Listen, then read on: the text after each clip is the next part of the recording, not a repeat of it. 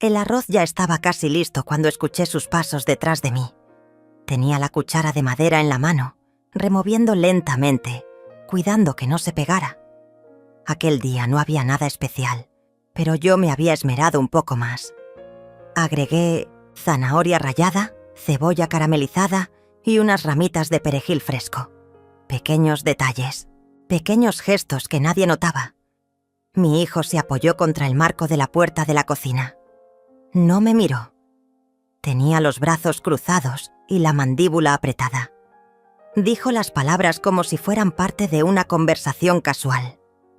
Como si no cargaran un peso que podía derrumbar el alma de una madre. Tenerte aquí no hace diferencia. No me atreví a girarme. No quise ver su rostro cuando lo dijo. No por miedo a su mirada, sino porque no quería que él viera el mío. Respiré hondo, contuve las lágrimas y seguí revolviendo el arroz.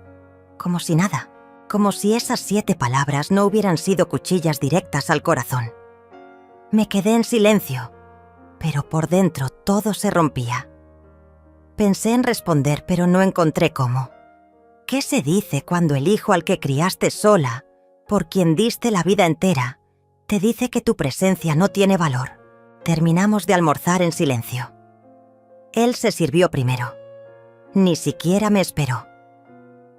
Su esposa, Aranza, bajó del segundo piso con el celular en la mano, sonriendo por algo que había leído. Me saludó con un gesto seco y se sentó frente a Fabio. Hablaron de negocios, de una reunión, de una factura. Yo puse los platos en la mesa, traje la jarra de agua, serví las porciones. No era mi casa, aunque vivía allí. Era su casa, o mejor dicho, la casa donde yo era invisible. Después de recoger la mesa, fregué los platos uno por uno, en silencio. Mis manos temblaban ligeramente. El agua caliente no lograba calentarme por dentro. En mi cabeza resonaban sus palabras, una y otra vez. Tenerte aquí no hace diferencia.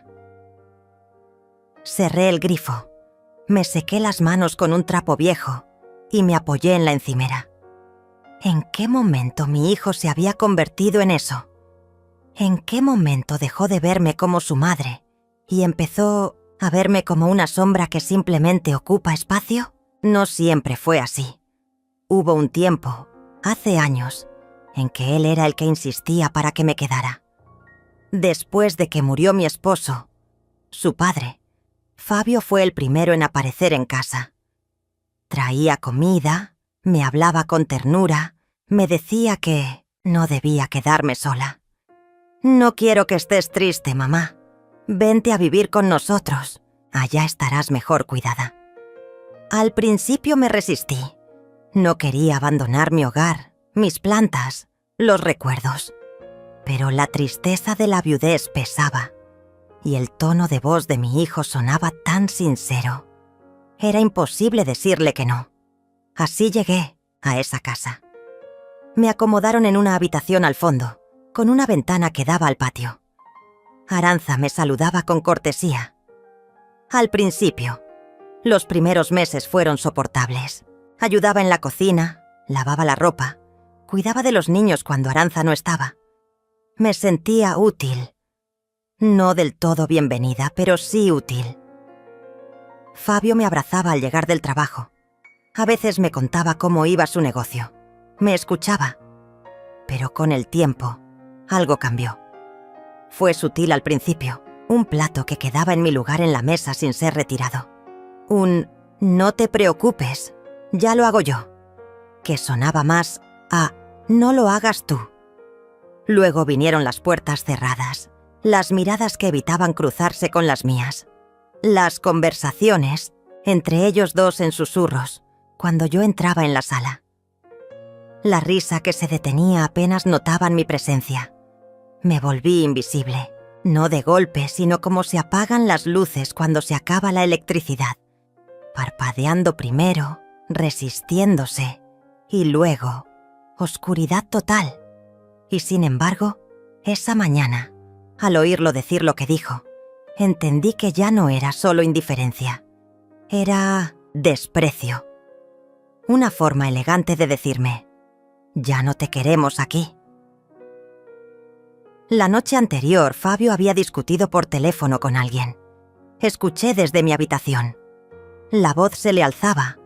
Algo sobre pagos, sobre un cliente que se retiraba. Luego, el portazo. Siempre eran portazos últimamente. Ahora me pregunto si ese mal humor tenía que ver conmigo. Si mis días estaban contados. Si Arantxa había sembrado en él la idea de que mi presencia le traía problemas, carga, conflicto. O tal vez él mismo había llegado a esa conclusión. No lo sé. Nunca me lo dijo con claridad. Pero esas palabras fueron más que claras. Tenerte aquí no hace diferencia. Subí a mi habitación después de limpiar todo. Cerré la puerta con suavidad. Me senté en el borde de la cama y abracé mi cojín como una niña asustada. No lloré. No aún. Solo me quedé allí, mirando la pared, tratando de entender en qué momento me había convertido en una sombra. Recordé cuando Fabio era pequeño. Cómo lloraba cuando le dolía la garganta y yo pasaba la noche sentada junto a su cama, con un trapo húmedo en la frente. Cómo corría hacia mí después de la escuela, con los dibujos arrugados en la mochila. «Mira lo que hice, mamá». Yo lo miraba como si cada trazo fuera una obra de arte. Pensé en todas las veces que no comí para que él pudiera comer, en los zapatos que no compré para comprarle los suyos, en las veces que vendí mis joyas, mis muebles, mi paz, por él. Ahora, no hacía diferencia. Entonces, por primera vez en mucho tiempo, sentí algo nuevo. No era rabia. No era tristeza. Era una pequeña chispa, un calorcito diminuto en el pecho. No era alivio, ni esperanza. Era otra cosa. Era dignidad, dormida durante años, aplastada bajo toneladas de silencios, de esfuerzos invisibles, de amor no correspondido. Esa noche no cené con ellos. Dije que no tenía hambre. Me encerré y escribí en un cuaderno palabras sueltas, recuerdos, frases que nunca dije en voz alta. Descubrí que aún tenía cosas que decir, que mi voz, aunque ignorada, seguía viva dentro de mí. No sabía qué haría aún, pero algo se estaba gestando, algo se estaba despertando, y no era odio, no quería venganza, solo quería volver a sentirme persona, mirarme al espejo y no ver a una madre desechada, sino a una mujer con historia, con valor, con derecho a existir. Quizás el mundo había cambiado, quizás los hijos ya no eran como antes, o quizás yo había permitido que me borraran. No lo sabía, pero esa noche, sola en mi cuarto, con el zumbido lejano del televisor abajo, decidí algo. No iba a seguir siendo invisible. No sabía cómo, ni cuándo, ni con qué fuerzas. Pero ese arroz, ese almuerzo silencioso, esa frase de mi propio hijo, habían encendido algo que ya no se apagaría. Cuando Fabio nació, yo tenía apenas 20 años. Era joven, inexperta y asustada. Mi esposo, Rogelio, trabajaba como obrero en una fábrica de metal y llegaba todos los días con el cuerpo destruido y las manos partidas. Pero nos teníamos el uno al otro. Y cuando Fabio llegó al mundo, llorando con fuerza, como si supiera ya que la vida no iba a ser fácil, Rogelio me miró con lágrimas en los ojos y me dijo: «Es nuestro motor, Delma, nuestro motor para no rendirnos nunca». Y así fue. Fabio creció con esfuerzo. Le hice sus primeros juguetes con retazos de tela, botellas vacías y tapas de frascos. Le cocinaba papillas de verduras con recetas que sacaba de revistas viejas. Cuando enfermaba, me pasaba noches enteras sentada a su lado, con una toalla húmeda en la frente y los ojos vigilantes, sin dormir. Me aprendí de memoria cada remedio casero, cada oración de madre desesperada, cada silencio de dolor. Rogelio no hablaba mucho, pero lo observaba con orgullo. Le construyó una cuna con sus propias manos y cuando cumplió 5 años, le hizo un caballito de madera con ruedas. Fabio lo arrastraba por toda la casa. «Mira, mamá, es rápido como papá». La casa era pequeña, una sala, 2 habitaciones, cocina estrecha y un patio trasero donde sembraba tomates y flores. Pero era nuestro mundo. Cada grieta en la pared tenía una historia. Cada rincón había sido limpiado con esmero, decorado con lo poco que teníamos, pero con el doble de amor. A los 9 años, Fabio empezó a destacarse en la escuela. Era listo, aplicado. Yo me sentaba a hacerle las tareas, lo llevaba al parque con sus libros bajo el brazo, lo escuchaba hablar de planetas y dinosaurios como si él los hubiera descubierto. Le decía: «Tú vas a ser grande, mi hijo. Tú vas a llegar lejos». Cuando Rogelio enfermó, Fabio tenía 15. Lo vi quebrarse por dentro, pero no quiso demostrarlo. Rogelio perdió fuerzas poco a poco. La fábrica no pagaba licencias y las deudas comenzaron a crecer. Vendí mi máquina de coser, vendí mi anillo de bodas, vendí hasta la televisión para pagar los medicamentos. Nadie ayudó. La familia se alejó. Solo quedábamos nosotros 3, resistiendo como podíamos. Y cuando Rogelio murió, Fabio no lloró delante de nadie. Pero yo lo encontré una noche abrazado a la camisa de su padre, con la cara mojada de lágrimas. Me senté a su lado y no dije nada, solo lo abracé. Ese silencio fue más fuerte que cualquier palabra. Fue entonces cuando él me pidió que me fuera a vivir con él. Había crecido, se había casado con Aranza, una mujer elegante, de familia acomodada, con aires de superioridad que nunca logró disimular. Vivían en una casa más grande, con 2 plantas, jardín delantero, cocina americana. Me dijo: «Mamá, no quiero que estés sola. Papá ya no está. Vente con nosotros. Aquí estarás mejor». Y yo fui. Me costó dejar mi casa, mis plantas, los recuerdos de Rogelio en cada mueble. Pero Fabio me lo pidió con una ternura que me quebró. Me dijo que me necesitaba cerca, que no soportaba imaginarme sola. Y yo, como siempre, dije que sí. Al principio, todo parecía bien. Me asignaron una habitación en el fondo, con una ventana pequeña, una cama simple, una silla. Yo la decoré con mis fotos, mis mantitas, mi Biblia. Me levantaba temprano, preparaba el desayuno, barría la entrada, cuidaba a los nietos cuando Aranza salía al gimnasio o al salón de belleza. Pero poco a poco, los gestos comenzaron a cambiar. Fabio ya no me abrazaba al llegar. Aranza empezó a criticar mis comidas, mis consejos, mi forma de hablar. Decía que malcriaba a los niños, que no sabía usar bien la lavadora, que hacía ruido por las mañanas. Recuerdo un día en que serví el almuerzo y Aranza se quedó mirando mi guiso, de lentejas. Lo empujó con el tenedor y dijo: «Otra vez comida de pobre».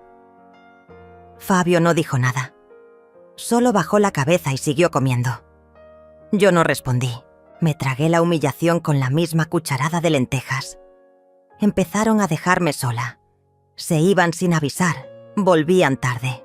Me ignoraban. Los nietos crecían con la idea de que yo era la señora que ayudaba, no su abuela. Una vez escuché a uno de ellos decir: «¿Por qué la abuela no tiene casa?». Y Aranza respondió: «Porque no supo cuidar lo suyo». Yo estaba en el pasillo. Escuché todo. Fabio comenzó a hablarme con frialdad. Ya no preguntaba si necesitaba algo. Ya no escuchaba mis historias. Un día entró en mi cuarto sin tocar y me dijo: «Aranza y yo creemos que deberías empezar a buscar otro lugar. Aquí ya no estás cómoda». Así, sin más. Como si fuera un objeto que estorbaba. Como si los años que di por él no pesaran nada. No contesté. Solo asentí con la cabeza y cerré la puerta. Esa noche lloré en silencio. No por el rechazo, sino por haberme engañado creyendo que siempre sería mi hijo. Desde entonces, todo lo que hacía parecía molestar. Si cocinaba, se quejaban del olor. Si limpiaba, se quejaban del ruido. Si hablaba, se quejaban de mi tono. Y si callaba, entonces me decían que estaba de mal humor. Una noche Fabio llegó tarde. Tenía el rostro tenso, el teléfono pegado al oído. Discutía con alguien. Me miró al pasar y dijo: ¿Todavía estás despierta? Ni un buenas noches, ni una sonrisa, solo reproche. Al día siguiente fue cuando lo dijo, frente al arroz, frente a mis manos que se esforzaban por mantener viva una rutina que ya no era mía. Tenerte aquí no hace diferencia. Esas palabras no vinieron de la nada. Fueron la cosecha de meses de indiferencia, de desprecio escondido bajo gestos educados, de silencios llenos de juicio. Pero igual dolieron, más de lo que yo imaginaba. Después de eso, me encerré en mi mundo. Empecé a escribir en un cuaderno, viejo. Recordaba cosas, escribía cartas que nunca enviaría, oraciones, preguntas sin respuesta. Me aferraba a algo que no sabía cómo nombrar. Dignidad, tal vez. Memoria, identidad. Y una tarde, sentada junto a la ventana, vi a la vecina de Mitiozietsentes al lado, una mujer mayor como yo, salir con una maleta pequeña. Se iba, pero iba erguida, con la mirada firme. Me recordó a mí misma, hace años, cuando me enfrenté a los doctores que no querían internar a Rogelio. Me recordé valiente, capaz. Ahí supe que no estaba acabada. No sabía todavía lo que haría, pero sabía que no podía quedarme, no así, no apagándome un poco más cada día. Y así comenzó el germen de un plan, de una posibilidad. Un recuerdo enterrado volvió a mí esa noche. Un papel guardado en un cajón. Una escritura. Algo que Rogelio me había dicho antes de morir. Esta casa es tan tuya como mía. Que nadie te saque de lo que también es tuyo. Abrí el cajón. Lo busqué. Y lo encontré. Mi nombre estaba allí, junto al suyo. Guardé ese papel entre mis manos como si fuera un talismán. Lo leí 1, 2, 10 veces. No podía creer que mi nombre estuviera ahí, junto al de Rogelio. Esa casa, la que yo había dejado por amor, por obediencia, por cariño de madre, aún era en parte mía. No hablo de una casa física, hablo de mi casa, la que construimos con sacrificio, ladrillo por ladrillo, mes tras mes, dejando de comer ciertas cosas para poder pagar otras. Yo había renunciado a ese espacio sin exigir nada. Me fui con una maleta y unas fotos, dejando atrás la cama de matrimonio, los sillones, la alacena que Rogelio me construyó cuando cumplimos 20 años de casados. Me fui pensando que Fabio me necesitaba. Me fui porque creí que el amor era más importante que la propiedad. Y ahora, mientras sostenía ese documento, me di cuenta de algo. Nunca había dejado de tener derecho. Pero más allá del papel, más allá de la firma, lo que me sacudió por dentro fue entender que me habían hecho sentir como si no mereciera nada, como si el tiempo me hubiera borrado, como si ser vieja me quitara historia. Desde ese día mi forma de mirar cambió. No dije nada, no mostré nada, pero observaba, escuchaba, sentía. Fabio seguía con sus maneras frías, con su voz distante. Arantza apenas me dirigía la palabra. Los nietos me evitaban. Mi presencia era un fantasma útil. Alguien que ponía la mesa, recogía los platos, barría el suelo. Pero no era familia. No para ellos. Un domingo, durante el almuerzo, noté cómo Arantza hablaba de vender la casa y mudarse a un barrio más, exclusivo. Fabio asentía. Decía que era hora de un cambio, que esa casa ya no les representaba. No dijeron una palabra sobre mí. Era como si no existiera, como si yo no viviera allí. Me tragué la rabia, pero empecé a anotar todo. Conversaciones, comentarios, fechas. Decidí que si querían jugar sucio, yo iba a jugar con inteligencia. Días después, me enteré por casualidad que Fabio había iniciado trámites para declarar que la casa le pertenecía en su totalidad. Usaba argumentos falsos. Decía que yo la había cedido. Mentira. Nunca firmé nada. Nunca renuncié a mis derechos. Pero él confiaba en que yo no haría nada, en que me quedaría en silencio. Esa noche no dormí. Me senté en la silla frente a la ventana y vi cómo las sombras de los árboles se movían en la pared. Pensé en Rogelio, en lo que él hubiera hecho, en lo que él esperaba de mí, y supe que había llegado la hora de defenderme. Llamé a Azucena. Ella había sido mi amiga de juventud, de esas amigas que el tiempo separa pero el alma conserva. La busqué en una vieja agenda. Aún vivía en la ciudad. Me respondió con una voz emocionada, sorprendida. Me dijo que pensaba en mí a menudo. Le conté parte de lo que estaba pasando. No todo, no aún. Nos vimos en una cafetería del centro. Le llevé el papel, le conté mi historia. Lloró conmigo, me tomó la mano y dijo: «Delma, tú no estás sola. Vamos a arreglar esto». Azucena tenía contactos. Conocía a una abogada de confianza. Se llamaba Constanza Villalba, una mujer de rostro serio y mirada afilada. Cuando le mostré la escritura, arqueó una ceja y dijo: «Esto es claro. Tienes el 50% de la propiedad. Ellos no pueden vender sin tu consentimiento. Si lo intentan, están cometiendo fraude». Sentí una mezcla de alivio y miedo. Alivio por tener respaldo. Miedo por lo que vendría, porque yo los conocía. A Fabio, a Arantza. Sabía que no se quedarían de brazos cruzados. Volví a casa y guardé silencio. No confronté, no mencioné nada.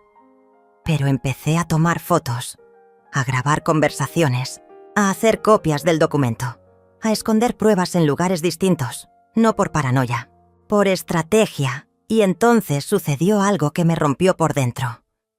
Una noche escuché una conversación. Fabio hablaba con alguien por teléfono. Pensó que yo dormía. Decía que estaba harto de tenerme ahí, que lo único que quería era sacarme, que no pensaba repartir nada conmigo. Es mi casa, mi esfuerzo, mi vida. Ella ya tuvo suficiente. No se merece nada más. Esa noche lloré. Pero fue diferente. Ya no era tristeza. Era dignidad herida. Era fuego. No dormí. No comí al día siguiente. Caminé por la casa como si ya no me perteneciera. Pero dentro de mí algo crecía. Una fuerza nueva. Antiguo coraje. La semana recibí una notificación judicial.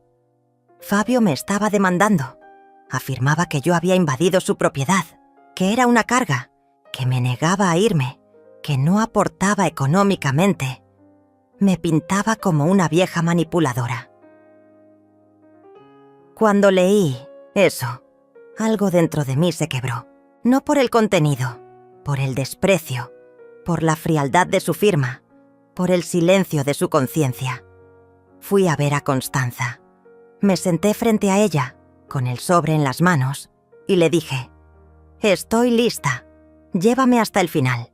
Y así empezó. La guerra, una guerra sin gritos, sin golpes, una guerra de documentos, de verdades, de testigos, de palabras con peso. Arantza se enteró. Me miró con odio. Dijo que estaba destruyendo a su familia. Le respondí con una frase que llevaba días guardando. La familia se destruyó cuando me dejaron de ver como madre. Y me fui a mi cuarto. Cerré la puerta. Me puse a rezar. No por ellos, por mí. Para no perderme, para no convertirme en lo que ellos eran.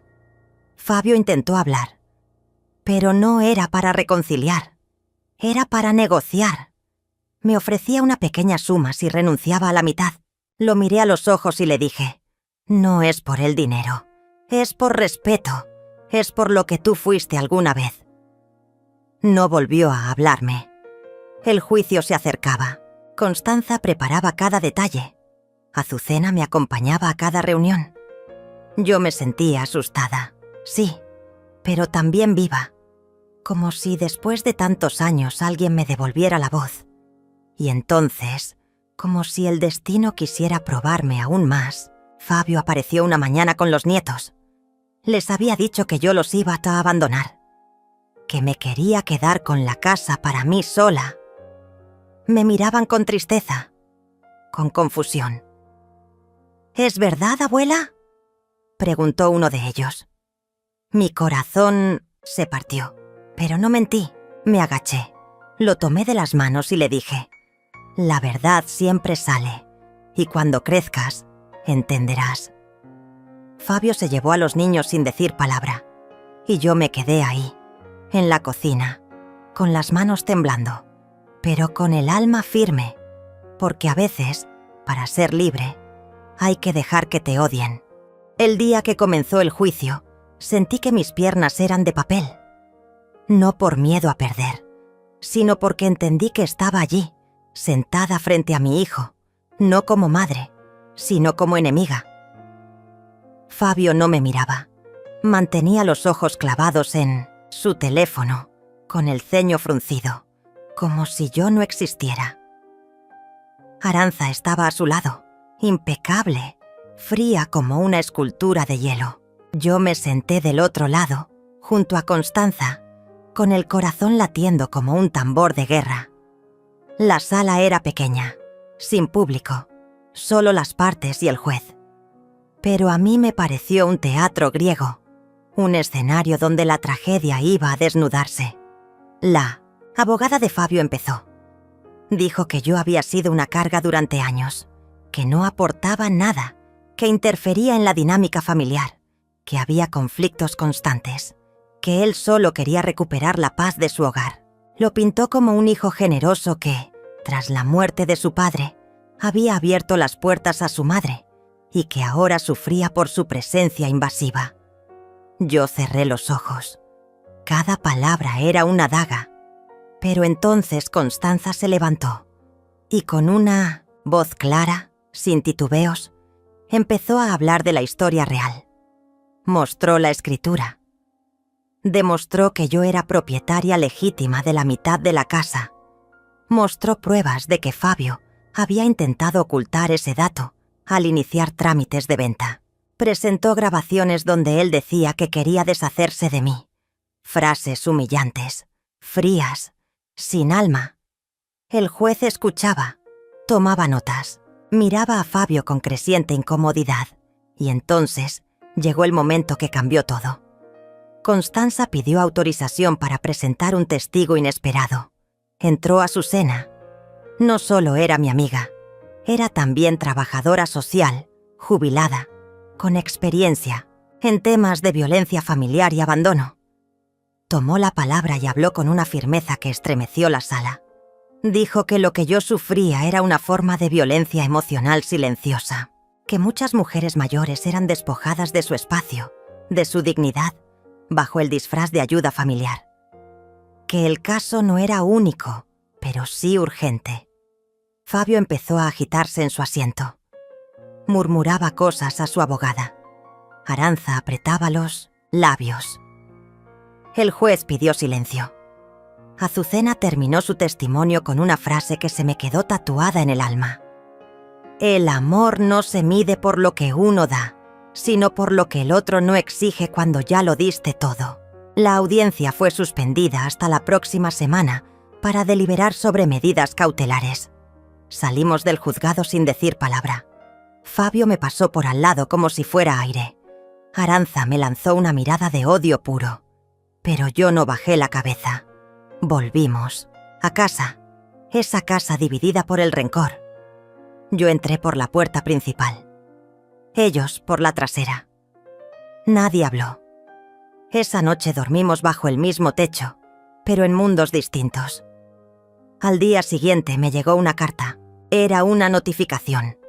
A partir de ese momento, Fabio y Arantxa tenían prohibido realizar cualquier operación de venta sobre la propiedad. No podían mover un ladrillo sin mi consentimiento legal. Esa casa ya no era suya, era nuestra. Y yo había recuperado la mitad que me correspondía. Pensé que eso los detendría. Me equivoqué. Comenzaron los juegos psicológicos. El silencio se hizo más denso, las miradas más crueles. Me escondían cosas, me dejaban fuera de conversaciones. Un día encontré mis fotos tiradas en la basura, mis cosas cambiadas de lugar. Intentaban desgastarme, que me hartara, que renunciara. Pero no lo hice, porque cuando una mujer ha sido borrada tantas veces, llega un momento en que aprende a escribir su nombre con fuego. Me dediqué a recuperar mi historia. Saqué álbumes viejos. Empecé a escribir un diario. Cada noche dejaba unas páginas sobre lo que vivía, lo que sentía, lo que recordaba. Era una forma de mantenerme cuerda, de no olvidar quién era. Fue en ese momento cuando recibí una llamada inesperada. Era Mariano. Había sido amigo de Rogelio, y también mío, viudo, solitario. Me dijo que había sabido por Azucena que yo no lo estaba pasando bien. Me preguntó si quería tomar un café. Al principio dudé, pero fui. Nos encontramos en una pequeña cafetería cerca del parque donde solíamos pasear hace 30 años. Al verlo sentí algo extraño. No era amor, era reconocimiento. Como reencontrarse con una parte de uno que había quedado dormida. Hablamos, por horas, de la vida, de la muerte, de los hijos, de la traición. No me juzgó, no me dio consejos, solo escuchó. Y en su mirada encontré algo que creí perdido: respeto. Volví a casa con un nudo en el pecho, no por tristeza, por esperanza. Empecé a verlo una vez por semana. No era un romance, era un refugio, una tregua del mundo. Pero Fabio lo notó. Una noche, mientras cenábamos, lanzó una frase como quien lanza una piedra a un vidrio. «¡Qué vergüenza, madre! A tu edad y saliendo con otro viejo. No tienes pudor». Me quedé helada. Arantxa rió por lo bajo. Los nietos bajaron la cabeza. No respondí. Me levanté, me fui a mi cuarto, pero al día siguiente fui a la notaría. Le pedí a Constanza que iniciara los trámites para vender mi parte de la casa. Legalmente tenía derecho. Y había encontrado un comprador, un viudo, tranquilo, que buscaba mudarse a una zona más céntrica. Era Mariano. Esa sería mi venganza. No quitarles todo, sino obligarlos a convivir con lo que despreciaban. Cuando Fabio recibió la noticia, enloqueció. Dijo que lo hacía para destruirlo. Gritó, amenazó. Pero ya no podía hacer nada. El juez había dado la razón. La venta era legal. Arantxa quiso negociar. Le dije que era tarde. En menos de un mes, la casa cambió. Mariano se mudó. Fabio y Arantxa se vieron obligados a vender su parte para no vivir con él. Perdieron dinero. Perdieron control. Y yo gané algo más grande. Gané mi libertad. Me mudé a un departamento pequeño, con ventanas amplias, plantas, silencio. A veces veía a Mariano. A veces no. Lo importante era que, por fin, era dueña de mi vida. No tuve que gritar, no tuve que rogar, solo tuve que recordar quién era y hacer que ellos también lo recordaran. No fue una victoria silenciosa, tampoco una paz definitiva. La decisión de vender mi parte de la casa fue apenas el primer movimiento de una partida que, sin yo saberlo, apenas comenzaba.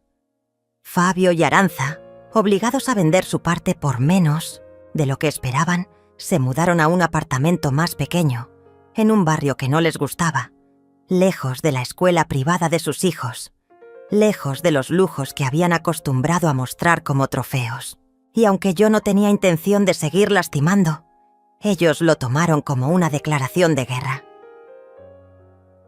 La primera llamada llegó una semana después de mi mudanza. Era Fabio. No contesté. Luego, mensajes, uno tras otro. Algunos suplicantes, otros violentos. ¿Estás feliz ahora? Tata. Nos arruinaste. Mis hijos te odiarán por esto. No eres madre. Eres una traidora. Silencié el número. Bloquearlo me pareció innecesario. Quería que supiera que lo escuchaba, pero que no me afectaba.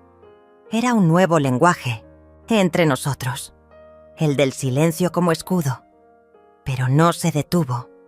Un domingo por la mañana, cuando salía del supermercado, lo encontré en la puerta de mi edificio.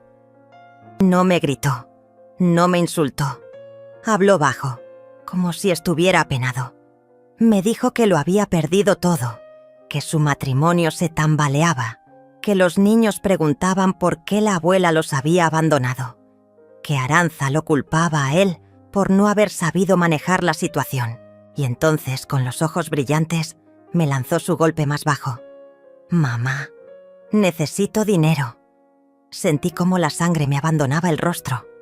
Lo miré. Quise encontrar en su rostro algo del niño que crié. Pero ya no estaba.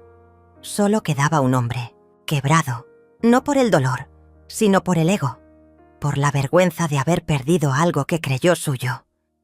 Le respondí con la voz firme, sin una grieta. «Yo también perdí muchas cosas, Fabio, y me reconstruí sola.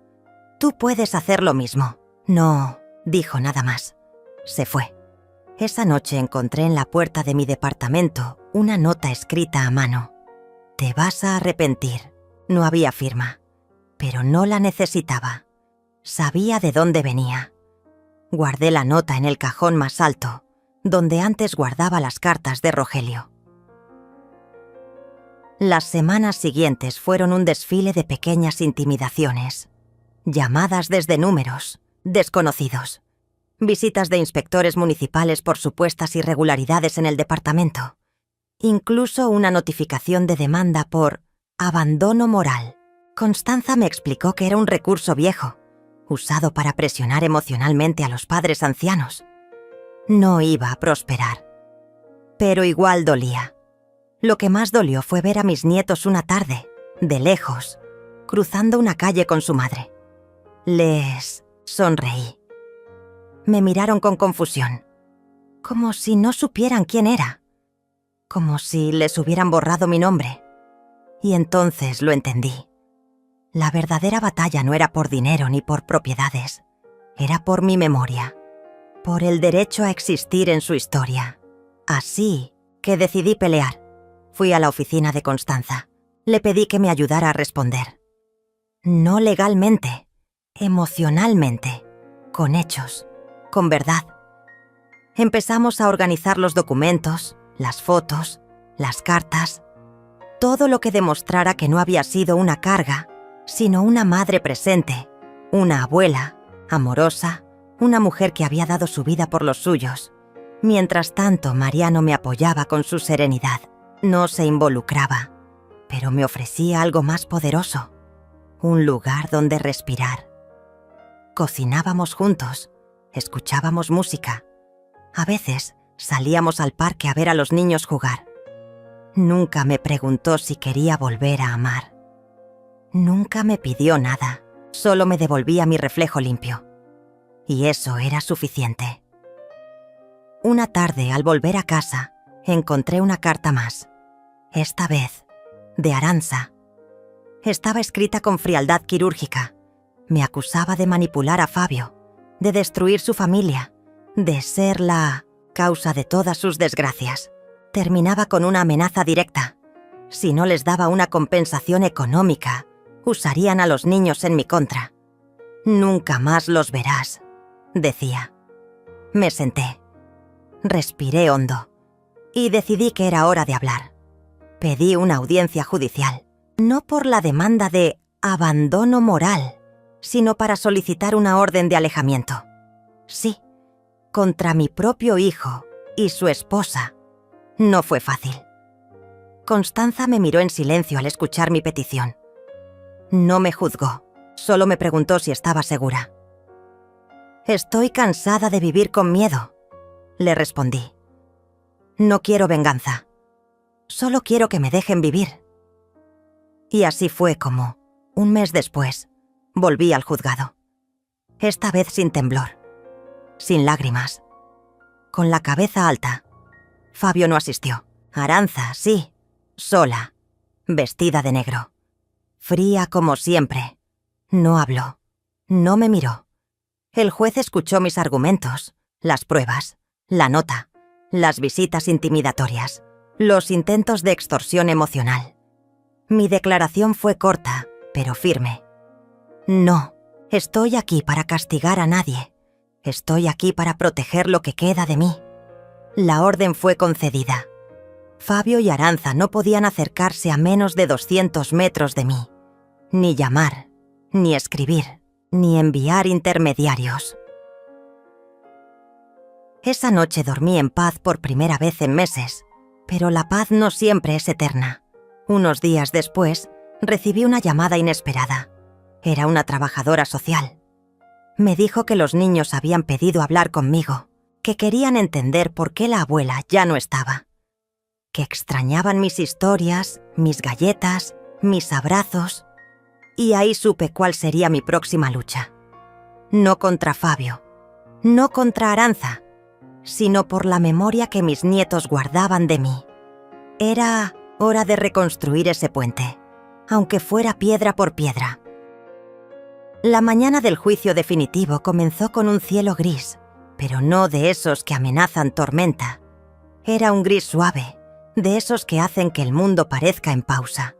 Me desperté temprano, sin despertador. Había dormido poco, pero no por ansiedad. Era más bien una mezcla de anticipación y cansancio acumulado. Me miré al espejo. Me vi más delgada, más vieja también. Pero mis ojos tenían algo distinto. Ya no eran los ojos de una mujer herida. Eran los de alguien que había sobrevivido. Mariano me acompañó hasta la puerta del juzgado. No quiso entrar. Me abrazó y me dijo al oído: «Hoy no te defiendes. Hoy te rebelas». Entré sola. Constanza ya me esperaba. Impecable, serenísima. Me ofreció una mirada que lo decía todo. «Ya estamos aquí. No hay vuelta atrás». El juicio no era sobre dinero. Era sobre memoria, sobre dignidad, sobre la posibilidad de dejar de ser una sombra en la historia de quienes había criado. Fabio no apareció. No me sorprendió. Arantza sí. Llegó acompañada de un abogado joven, con cara de niño asustado. El salón estaba casi vacío. Un par de funcionarios, el juez, una mujer que tomaba notas y nosotros. Era suficiente.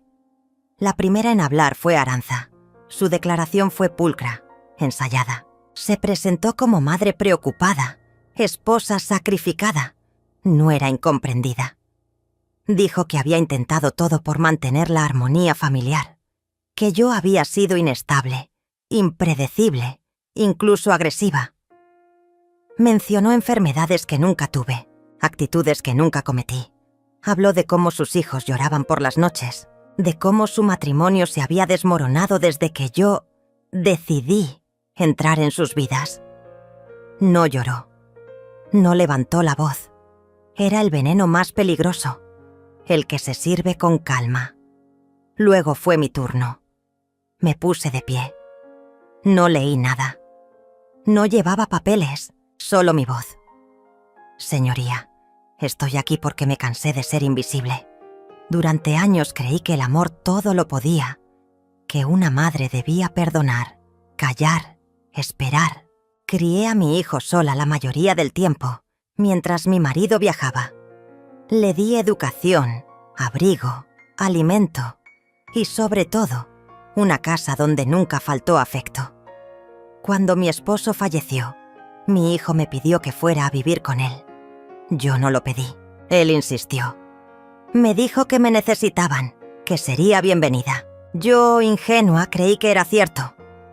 Tragué saliva. Pero pronto descubrí que no me querían, me toleraban. Me fui volviendo invisible. Ya no era la madre que escuchaban, era la anciana que estorbaba. Me hacían callar, me ignoraban. Hasta que, un día, mientras servía el almuerzo, mi hijo me miró y me dijo: «Tenerte aquí no hace diferencia». No gritó, no me golpeó. Pero esa frase fue un puñal. Me retiré. No por rencor, por dignidad. Sentí los ojos de todos clavados en mí, pero no bajé la mirada. Después de eso recibí amenazas, chantajes, demandas falsas. Y aún así, nunca quise lastimarlos. Solo pedí que me dejaran vivir en paz. Y lo que encontré fue más odio, más manipulación. Pero hoy no vengo a vengarme. Vengo a dejar constancia. Vengo a proteger mi nombre. El juez asintió. No hizo preguntas. Constanza pidió presentar las cartas de Rogelio, fotos de mi hijo de pequeño, notas escolares con mis firmas, dibujos de los niños donde yo aparecía como la mejor abuela del mundo. Era prueba tras prueba de que no, era un estorbo.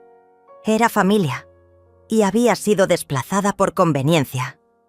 Arantxa se mantuvo inmóvil, pero su abogado pidió la palabra. Dijo que todo eso era emocional, que legalmente no había base, que mi orden de alejamiento ya bastaba, que esto era solo un intento de limpiar reputación. Y ahí el juez habló por primera vez. Tal vez sea cierto, pero a veces limpiar una reputación también es hacer justicia. Señora Pérez, ¿desea agregar algo más?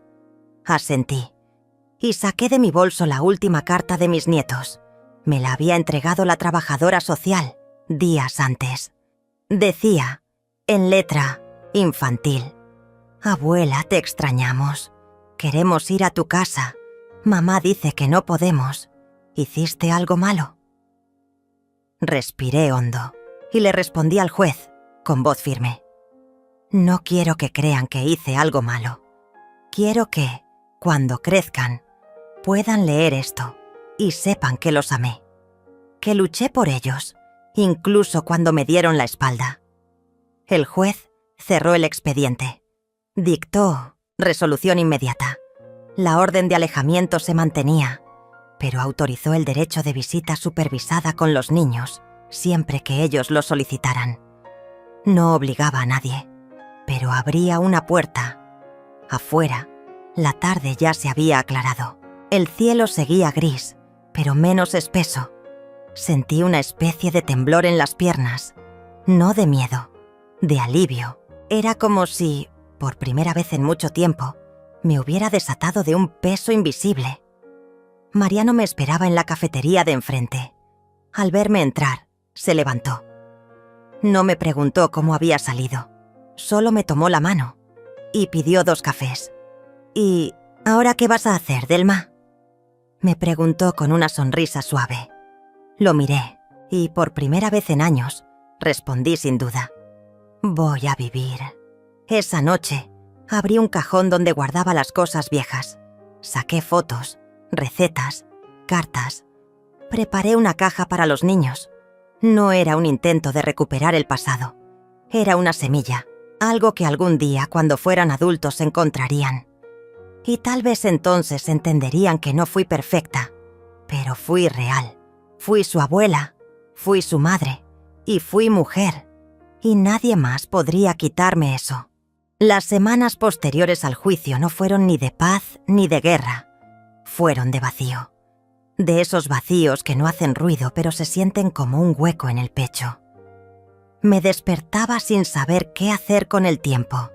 Sin tareas, sin niños que cuidar, sin comidas que preparar. Por primera vez en años, el silencio de mi casa era absoluto. No había risas, no había llantos, no había puertas que se cerraban de golpe, tampoco órdenes ni exigencias.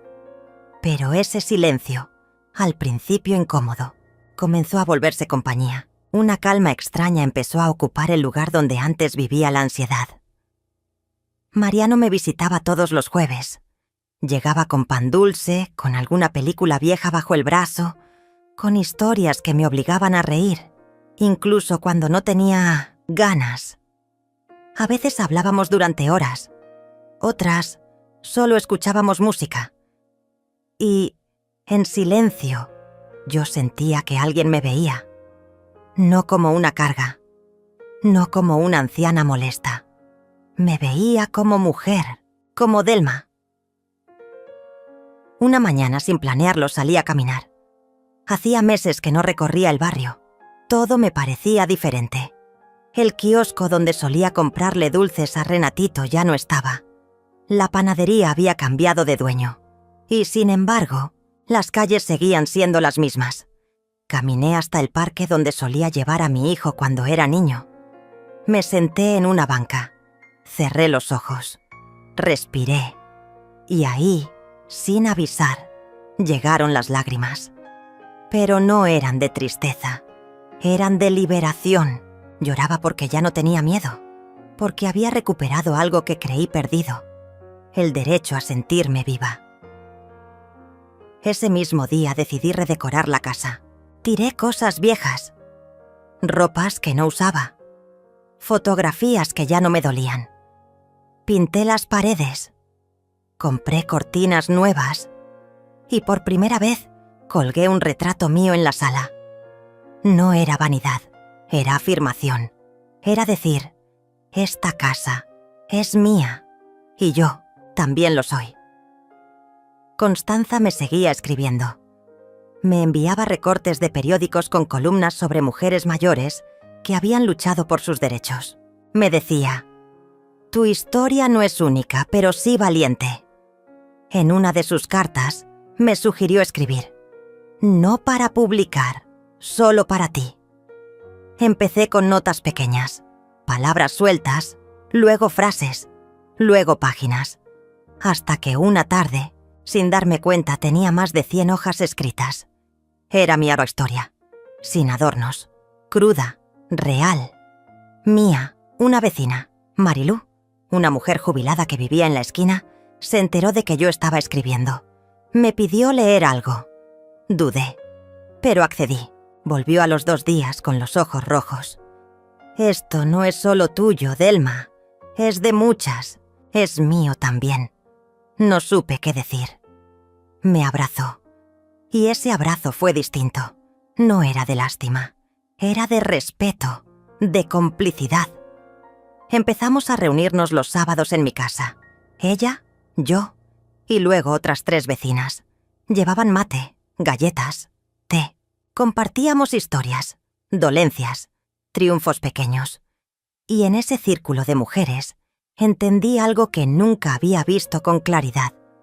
Yo no estaba sola. Nunca lo había estado del todo. Una tarde de lluvia, mientras preparaba café, recibí una llamada inesperada. Era una voz infantil, tímida. ¿Abuela? Sentí que el corazón se me detenía. Soy Renatito. ¿Puedo ir a verte? Quedé muda, tragando lágrimas que no quería que él escuchara. Le dije que sí, que por supuesto, que cuando quisiera. Al día siguiente, apareció con una trabajadora social. Más alto, más flaco, pero con los mismos ojos. No corrió a abrazarme. Se quedó parado, con la mochila en la mano. Lo invité a pasar. Le preparé chocolate caliente. Se lo tomó en silencio. Luego, como si necesitara decirlo todo de golpe, me soltó. Papá dice que estás enferma, que por eso no podíamos verte. Pero la señora que me lleva al colegio me dijo que a veces los adultos dicen cosas feas cuando están enojados. ¿Es verdad que estás enferma? Le tomé la mano. No, mi amor, no estoy enferma. Solo estoy triste a veces. Pero eso pasa, y vos no tenés la culpa. Asintió, bajó la mirada y me dijo, yo también estoy triste. Y se largó a llorar. Lloramos juntos. como si el tiempo no hubiera pasado, como si nada se hubiera roto. Estuvo apenas 1 hora, pero fue suficiente. Cuando se fue, me prometió volver. No supe si lo cumpliría, pero esa promesa me bastó. Los días siguientes fueron distintos. Yo tenía otra energía, otra razón. Empecé a salir más, a conversar con gente, a mirar a los ojos, a sonreír sin miedo. Un día, sin anunciarse, Fabio apareció en la puerta de mi casa. Lo vi desde la ventana. Dudé en abrir, pero lo hice, no por él, por mí, para demostrarme que ya no me quebraba. «Mamá, necesito hablar», dijo con el tono que usaba cuando era niño y hacía algo mal. No lo invité a pasar. Se quedó parado en el umbral. Escuché que Renatito vino. Me lo contó la asistente. No lo autoricé. Y no me gustó. Me crucé de brazos. «No estoy aquí para discutir con vos. Si querés decir algo, decilo. Si no, ándate». Pareció sorprendido por mi firmeza. «Papá te dejó cosas. Una propiedad. Un terreno. No sé si lo sabías». Lo miré. No entendía su intención. «¿Y? Quiero venderlo. Pero para eso necesito tu firma». Ahí estaba. El verdadero motivo. Como siempre. «¿Y si no firmo, qué vas a hacer? ¿Otra denuncia? ¿Falsa? ¿Otra carta a los nietos?» No respondió. «Me dijo que tenerte aquí no hacía diferencia. Y ahora estás vendiendo mi herencia. ¿Eso te parece justo?» Me soltó. Lo miré tranquila. «Lo que me parece justo, Fabio, es que dejes de mentir. No estás aquí por justicia. Estás aquí por dinero. Pero ya no me manipulas. No más». Le cerré la puerta, sin gritar, sin insultar, y esa fue la última vez que lo vi. Esa noche, mientras escuchaba un tango viejo, me di cuenta de algo que me hizo sonreír. No me dolía. Ya no me dolía su desprecio, su ausencia, su rechazo. Lo que me dolía antes era pensar que había fallado como madre. Pero entendí que no. Yo había hecho todo lo que pude, más de lo que debía. Y ahora solo quería paz. Había recuperado mi nombre, mi espacio, mis pasos. Y si un día los nietos querían volver, ahí estaría yo, fuerte, presente, pero no esperando, porque la espera también enferma, y yo por fin estaba sana. Después de cerrar la puerta aquella última vez, sentí que un peso inmenso se desprendía de mis hombros. Sin embargo, la libertad no llegó envuelta en rosas ni en cantos de pájaros. Fue silenciosa, casi imperceptible, pero profunda como un río subterráneo que comienza a correr y no se detiene. La casa, que antes me parecía un refugio y luego una prisión, empezó a convertirse en mi fortaleza, un lugar donde podía reconstruir cada pedazo de mi ser que el tiempo y la indiferencia habían quebrantado. Las paredes guardaban ecos de viejas risas y llantos, y ahora también un nuevo aire, uno más suave y lleno de esperanza. A cada amanecer, despertaba con la determinación de no permitir que nadie me arrebatara más mi dignidad ni mi voz. En el silencio de la mañana, escribía sobre el pasado, sobre los momentos felices y dolorosos, sobre las mentiras y las verdades que me habían llevado a ese punto, y sobre los sueños que aún no había dejado morir. Escribir me dio un poder que nadie podía tocar. El poder de contar mi historia en mis propios términos. Pero la vida no perdona ni espera, y mientras yo sanaba, otras batallas se cocinaban lejos de mi vista. Fabio, astuto como siempre, no estaba dispuesto a ceder. Su silencio era la antesala de una tormenta. Recibí una carta del bufete legal que él había contratado. La carta era una amenaza velada, un intento de coacción para que cediera a sus demandas sin luchar. Quería que firmara la venta del terreno que mi esposo y yo habíamos comprado hace años. el mismo terreno que había sido la esperanza de un futuro tranquilo y seguro para nosotros. Firmar significaría aceptar su control, aceptar que su ego y su codicia dictaran las reglas de mi vida. No podía permitírmelo, pero no estaba sola. Mariano, mi amigo fiel, se convirtió en mi bastión. Él me asesoró.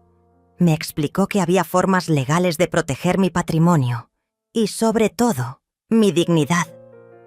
Juntos buscamos a un abogado que entendiera que esta no era solo una pelea por dinero, sino una lucha por justicia y respeto. En medio de esta tormenta, encontré la fuerza que creía perdida. Cada palabra de apoyo, cada gesto amable, cada recuerdo compartido con las mujeres del barrio me recordaban que valía la pena luchar. La presión aumentaba. Fabio comenzó a enviar mensajes indirectos, usando a su esposa y a sus amigos para minar mi tranquilidad. Me llegaron rumores de que hablaba mal de mí, que intentaba aislarme socialmente, que manipulaba a Renatito para que me olvidara, pero ya no caía en sus trampas. Su veneno resbalaba sobre mí como agua en las hojas de un árbol fuerte. La comunidad empezó a notar mi cambio. Vecinas que antes solo saludaban de lejos ahora se acercaban para conversar, para compartir sus propias historias de lucha y resistencia. Yo me convertí en un ejemplo silencioso de que no importa la edad ni las circunstancias, siempre se puede renacer. Mientras tanto, Renatito visitaba más seguido. Su inocencia y cariño eran un bálsamo para mis heridas. No hablábamos mucho de Fabio, pero su presencia era un recordatorio constante de que había vínculos que ni el odio podía romper del todo. La batalla legal se volvió un torbellino que consumía tiempo y energía, pero no mi voluntad. Cada audiencia era un campo de batalla donde defendía no solo mis derechos, sino también mi honor. El juez escuchó con atención y finalmente dictaminó que el terreno no podía ser vendido sin mi consentimiento explícito, pues yo tenía derecho legal sobre él. Fue una victoria amarga, porque sabía que Fabio no aceptaría ese fallo sin intentar nuevas artimañas. Pero para mí fue la confirmación de que la justicia aún podía estar de mi lado. Esa noche, mientras miraba las estrellas desde la ventana de mi habitación, entendí que la verdadera lucha no era contra mi hijo, sino contra el miedo que durante años me había paralizado. Ahora, ese miedo era solo un recuerdo distante. Me permití soñar otra vez. Soñé con viajes, con libros, con tardes de paz y risas sinceras. Soñé con una vida donde el amor propio fuera el centro y no la consecuencia. Decidí entonces que vendería aquella propiedad.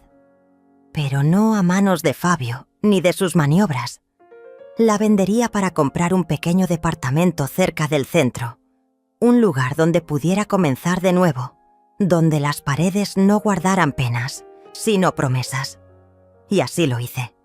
El dinero me permitió esa pequeña libertad, un espacio propio, un refugio personal.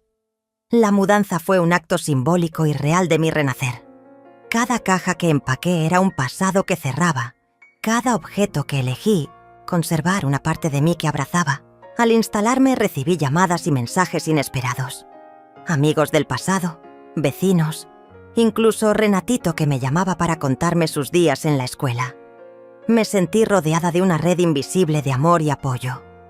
Me sorprendí a mí misma con nuevas ganas de aprender, de salir, de ser feliz, sin depender de nadie. La soledad, que antes me atemorizaba, ahora era compañera de reflexión y crecimiento.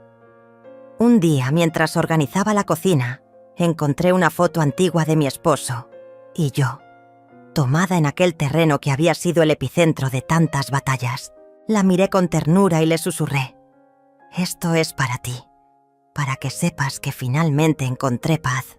No sabía qué depararía el futuro, pero estaba segura de algo.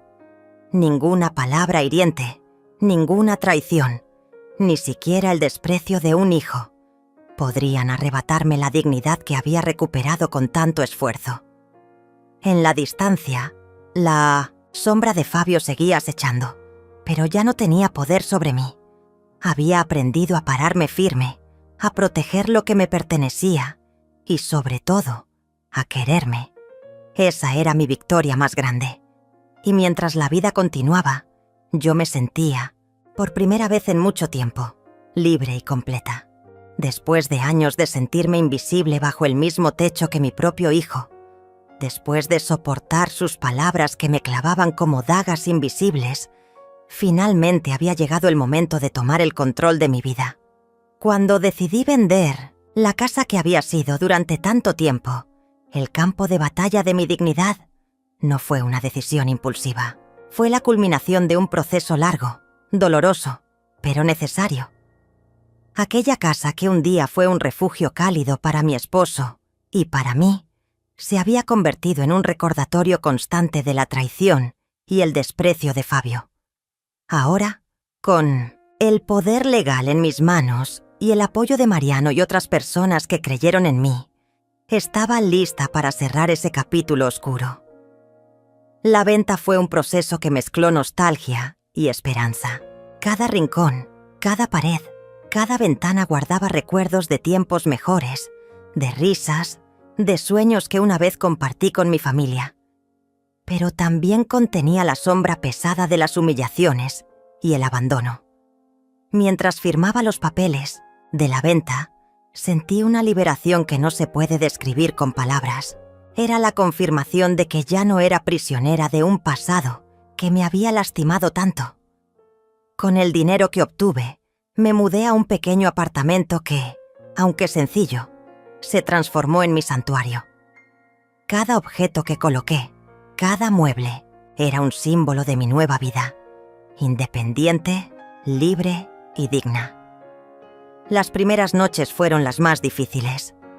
La soledad me abrazaba con fuerza, pero también me ofrecía la oportunidad de escuchar mi propia voz, de reencontrarme conmigo misma.